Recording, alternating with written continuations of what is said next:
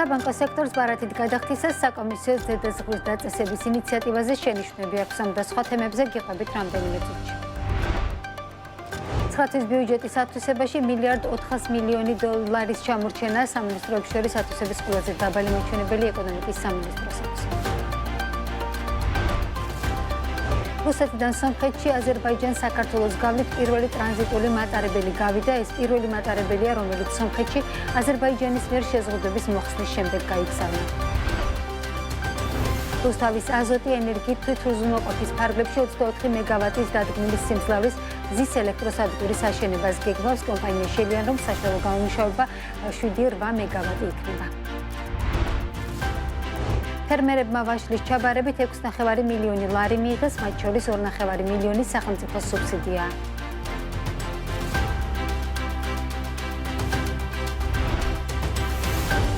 მოგესალმებით, ეს BMG რეგიონის წამყვანი ბიზნეს მედია სააგენტო საქმიან ამბებს BMG-ს გუნდთან ერთად მინა ტაბატაძე წარმოგვიდგენთ. კონსულტაციები პარლამენტთან და ეროვნულ ბანკთან საბანკო სექტორს საგადახდო მომსახურების რეგულირების და საკომისიოების ზედაზღვრის დაწესებასთან დაკავშირებული ინიციატივაზე შენიშვნები აქვს. მათ შორის იმაზეც, თუ როგორ უნდა დადგინდეს ურთიერთგაცვლის საკომისიოები. საბანკო ასოციაციაში ამბობენ, რომ საერთაშორისო პრაქტიკის თანახმად არსებობს პრეცედენტები, როდესაც ბარათით გადახდის საკომისიოების ზედაჭერის დაწესებამ დასახულ მიზანს ვერ მიაღწია. ბანკებისგან განსხვავებით, საკანონმდებლო ინიციატივას იწონებენ ფინტექ სექტორში, სადაც ამბობენ, რომ ცვლილებები ბაზარზე ახალი სერვისების გაჩენის შესაძლებლობას ქმნის. ვის რა მოწონს და რას იწონებს? ნოსა შუბაშვილი გვეტყვის, რომელმაც მხარეების პოზიციები მოისმინა. მოცა გისმენთ. ინო მოგესალმებით. საბანკო ასოციაციაში მოლოდინი აქვს, რომ საგადახდა მომსახურებასთან და საკომისიოების ზედაზღვრის დაწესებასთან დაკავშირებული საკანონმდებლო ინიციატივის განხილვას პარლამენტი პირველი მოსმენით მომდევნო კვირაში დაიწყებს. შესაბამისად, სექტორმა უკვე მიაწოდა პროექტის ინიციატორებს, ქართული ოცნების დეპუტატებს, ასევე მარეგულირებელს ეროვნულ ბანკს გარკვეული რეკომენდაციები და შენიშვნები. როგორც ცნობილია, პარლამენტში ინიცირებული ცვლილებები რამდენიმე მიმართულებით რეგულირებას ითვალისწინებს, მათ შორის ბარათით თუ საგადახდო სისტემის ოპერატორით გადახდების შესრულების მაქსიმალურ საკომისიოდ ოპერაციის ღირებულების 9% უნდა განისაზღვროს. ეს რეგულაცია უშუალოდ სისტემურ ბანკებს ეხებათ, ასევე საგადახდო სისტემების მიმართულებით ეროვნული ბანკის უფლებამოსილება იზრდება და მარეგულირებელს მიენიჭება უფლებამოსილება მონიტორინგი გაუწიოს ურთიერთგაცვლის საკომისიოს იმის უზრუნველსაყოფად, რომ სავაჭრო ობიექტის საკომისიოს შემცირებას თან სდევდეს სწორედ ურთიერთგაცვლის საკომისიოს პროპორციული შემცირება. საბანკო ასოციაციაში ინიციატივასთან დაკავშირებით გარკვეული შენიშვნები და რეკომენდაციები მათ უკვე წარადგინეს, მათ შორის თუ როგორ უნდა დადგინდეს ურთიერთგაცვლის საკომისიოები. ურთიერთგაცვლის საკომისიოსთან დაკავშირებით ძირითადი ნაწილი რეკომენდაციების ეხება, რომ აღნიშნული დგინდება მსოფლიო პრაქტიკა არსებობს, სადაც აღნიშნულის დადგენა ხდება საკანონმდებლო ჩარჩოთი და არც ერთ სტრუქტურას ინდივიდუალურად არ აქვს მისი ცვლილების საშუალება და ამ საკითხთან დაკავშირებით იყო რეალურად რეკომენდაცია, რომ თუ ფიქსირებულად არ დადგინდება, მინიმუმ შუალედი მაინც დაადგინოს პარლამენტმა, რა შუალედში შეიძლება ცვალებადობა მაგალითად ეროვნულ ბანკს. როგორც ცნობილია, პარლამენტში ინიცირებული ცვლილებების მთავარი მიზანია, რომ ბიზნესებისთვის შემცირდეს გადაჭარბებული საბანკო ხარჯები და გაიზარდოს კონკურენცია საგადახდო მომსახურების ბაზარზე. თუმცა საბანკო ასოციაციაში ამბობენ, რომ არსებობს პრეცედენტები მსოფლიოში, როდესაც ბარათით გადახდის საკომისიოების ზედაჭერის დაწესებამ დასახულ მიზანს ვერ მიაღწია და პირიქით მცირე ბიზნესებისთვის რიგ სერვისებზე ხელმისაწვდომობა შემცირდა. არც ერთი კონკრეტული მაგალითი არ გვაქვს, სადაც აღნიშნულმა შეზღუდვამ კონკრეტულ მიზანს მიაღწია და როგორც იცით, აღნიშნული საკანონმდებლო ინიციატივის განმარტებით ბარათში არის მცირე და საშუალო ბიზნესის წახალისების ნაწილი. ამ მიზანს, ესე ვთქვათ, სრულფასოვნად ვერ მოემსახურა და ვერ შეძლო, ესე ვთქვათ, ზუსტად იმ ფუნქციის შესრულება, რა ფუნქციაზეც იყო ორიენტირებული. რატომ ვერ შეძლო, იმიტომ რომ გარკვეულწილად შესაძლებელია მცირე კომპანიებისთვის აღარ გახდეს ავტონომიური და თვითყოფადი აღნიშნული მომსახურება და პრაქტიკულად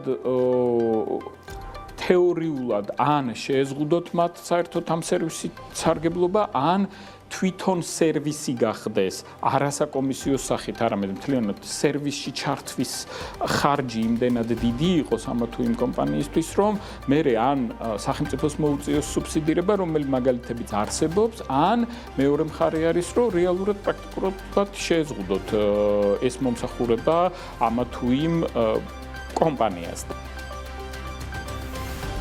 საკანონმდებლო ინიციატივას იწონებენ ფინტექ სექტორის წარმომადგენლები, რომლებიც ამბობენ, რომ შემოთავაზებული ცვლილებები, მათ შორის საკომისიოების ზედა ზღვის დაწესებას, ბაზარზე კონკურენციას გაზრდის, ფინტექებს ახალი სერვისების დანერგვის საშუალებას მისცემთ, ხოლო ბიზნესისთვის დანახარჯები შემცირდება.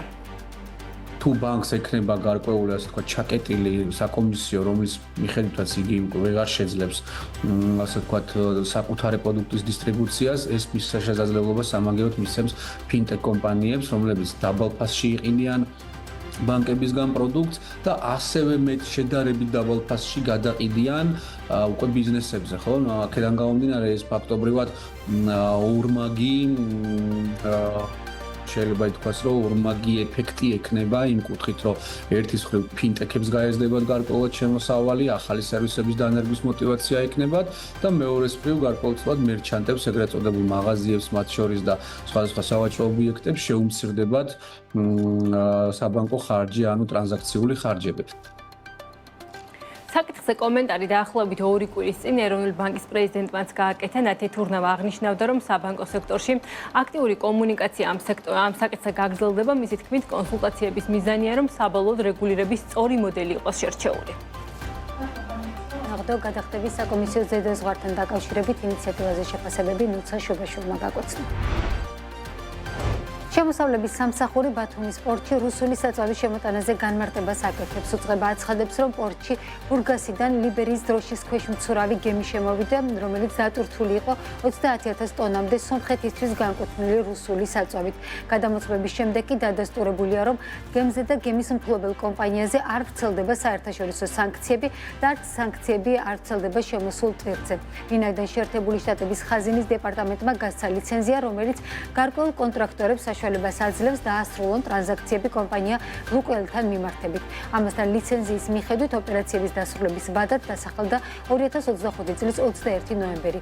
აღნიშნულიდან გამომდინარე საბაჟო კონტროლის პროცედურების დასრულების შემდეგ ზემოაღნიშნული ტვირთი დაიცალა და კანონმდებლობის შესაბამისად მოექცა ტრანზიტის პროცედურაში განმარტავს შემოსავლების სამსახური.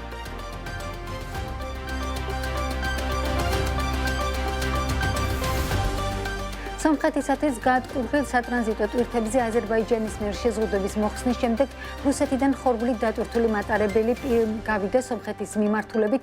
აზერბაიჯანული მედია წერს, რომ მატარებელი, რომელიც აზერბაიჯანსა და საქართველოს გავლით სომხეთში ჩავა, პირველი ტრანზიტული მატარებელი იქნება ილჰამ ალიევის მიერ სომხეთისთვის შეზღუდვების მოხსნის შემდეგ. შემადგენლობაში 15 ვაგონია, რომელიც 1059 ტონა ხორბლით არის დატვირთული.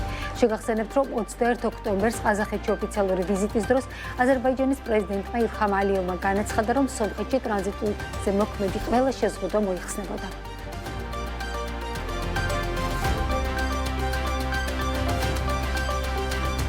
რუსთავის აზოტი ელექტროენერგიით თვითრუზუნოყოფის გაზრდის მიზნით ახალ პროექტებს აანონსებს, როგორც ინდორამა კავკასიის დირექტორმა ლევან ბურდილაძემ საქმის კურსთან განაცხადა, დაგეგმილია კიდევ 1-2 მეგავატიანი ორთქლის ტურბინის მოწყობა.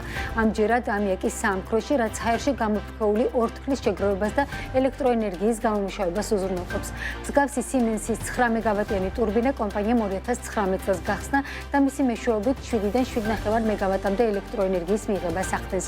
ლევან ბურდილაძე განცხადებით, რუსთავის აზოტი მომავალ წელს 24 მეგავატი დადგმული სიმძლავრის მზის ელექტროსადგურის გახსნასაც გეგმავს. კომპანია შეელიან, რომ მზის ენერგიით საშუალო გამომუშავება 7-8 მეგავატი იქნება. აღსანიშნავია, რომ ამჟამად სამხრეთ კავკასიაში სასუქების მწარმოებელი უმსხვილესი კომპანია 32 მეგავატამდე ელექტროენერგიას მოიხმარს.